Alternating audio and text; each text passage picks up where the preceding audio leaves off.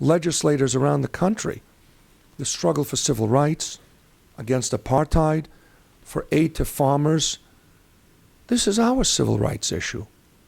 Our children, our allies' children, we're in danger. What greater civil right is there than the right to live and be free and unfettered by the potential of a nuclear bomb in the hands of a fascist Islamic regime?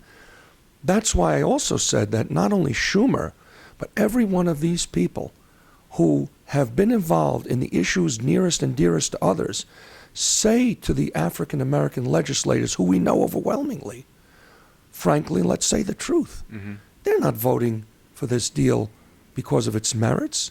They're programmed to vote for this deal to save the honor based on the color of the president's skin. Mm-hmm. We know that from Charlie Rangel, mm-hmm. from Gregory Meeks and others. They view the opposition to this agreement absurdly as disrespect for their president. If I disdain Senator Schumer's approach, am I disdaining it because he's Jewish? If I disdain Steve Israel's cagey approach to this, do I disdain him because he's Jewish? Do I disdain Barbara Boxer because she's Jewish? This is an absurdity. So all of this calculation comes back, from the Jewish point of view as I see it, to Kuna lump for everybody else, but not for us. Where is the reciprocity for all of the things that Jewish legislators and other Democrats have done that were near and dear to others, that we adopted as our own? Civil rights, the struggle against apartheid, aid for farmers who need help, and so on. Mm-hmm. Where is the reciprocity? When Prime Minister Benjamin Netanyahu came to speak to Congress, the Democrat leadership put tremendous pressure upon the Democrat Congresspeople to not attend that meeting, and many didn't, including many Jewish and representatives from largely Jewish areas. I know in my particular area, my congressperson boycotted it.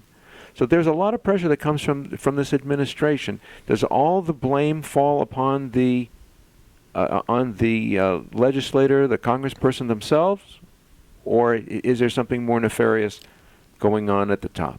Every legislator must be held responsible for his own positions and his own vote. That's the way it has to be. Otherwise, there's no purpose in voting for anyone. I'll tell you something interesting. This goes back to what we discussed earlier, this consensus problem. So I'm a member of the board of the JCRC, Jewish Community Relations Council. I've been on the board for many, many years. And I'm a minority, in my opinion.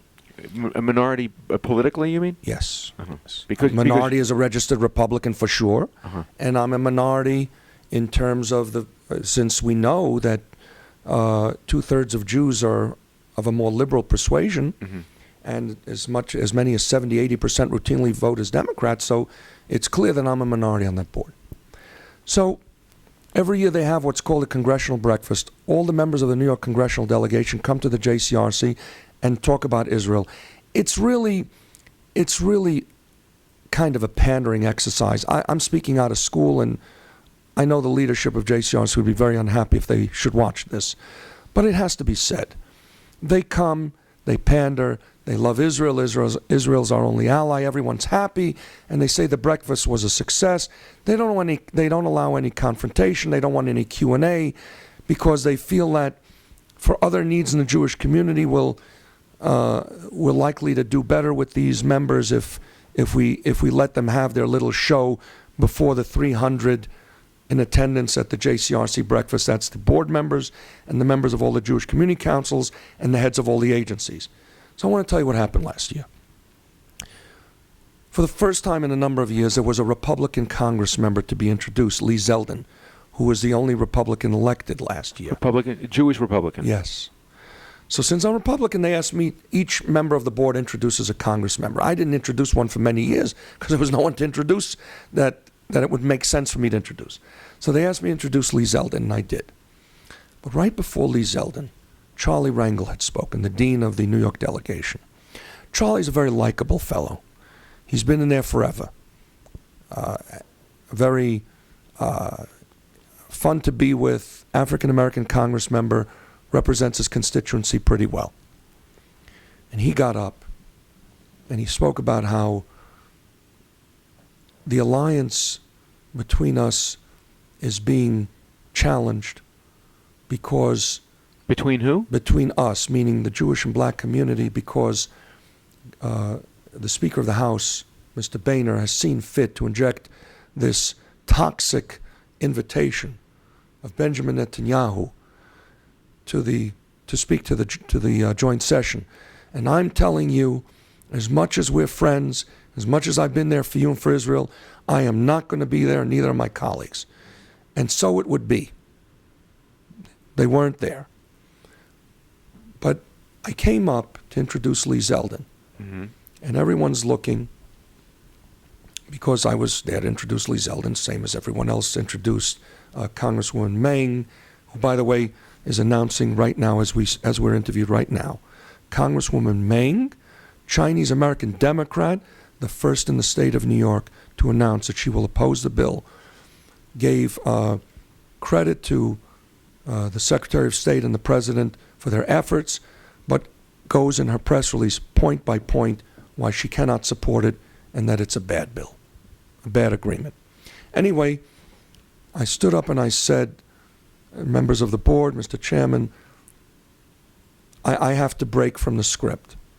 And they got very agitated and nervous, and I said, you know, Charlie, you're a war hero. We know you many years. We love you. But I think it's terrible what you just said. We've been there for you. You've been there for us. Our Prime Minister, yes, our Prime Minister, same as your President, Mr. Mandela. He's our Prime Minister. He's coming here to beg for the lives of the Jewish people. That's what he's doing.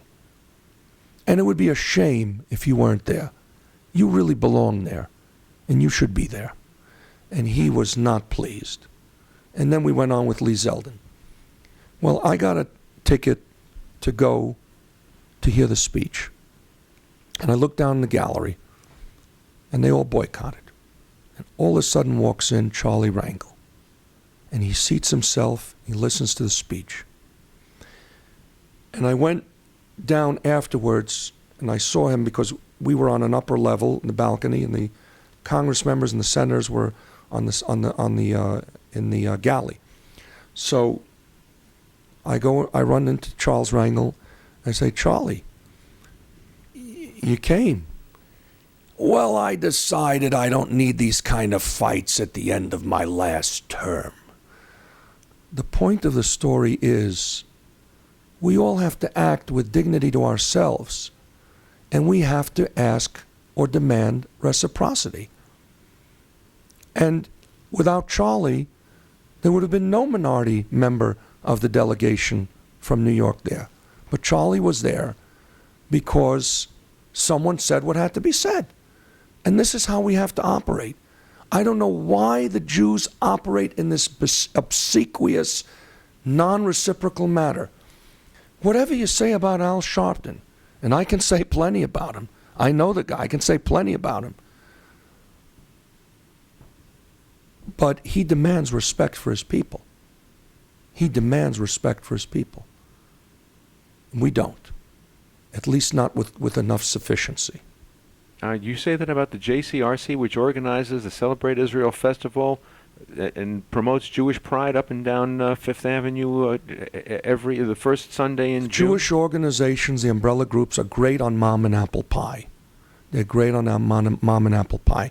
Because the only people who don't think there should be a Salute to Israel parade are groups like Jewish Voices for Peace or some other extremist groups.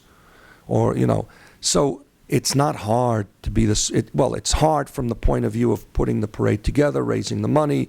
Mechanically, it's a difficult job. But it's mom and apple pie. Mm-hmm. If I hadn't said what had to be said to Charlie, nobody would have said it. So there are a couple of nuts like me out there just trying to say it's not just for Jewish self-respect to make us feel good so we can look ourselves in the mirror. It's Jewish self-respect for survival.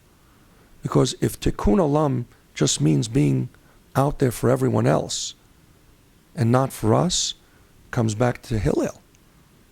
Comes back to Hillel. So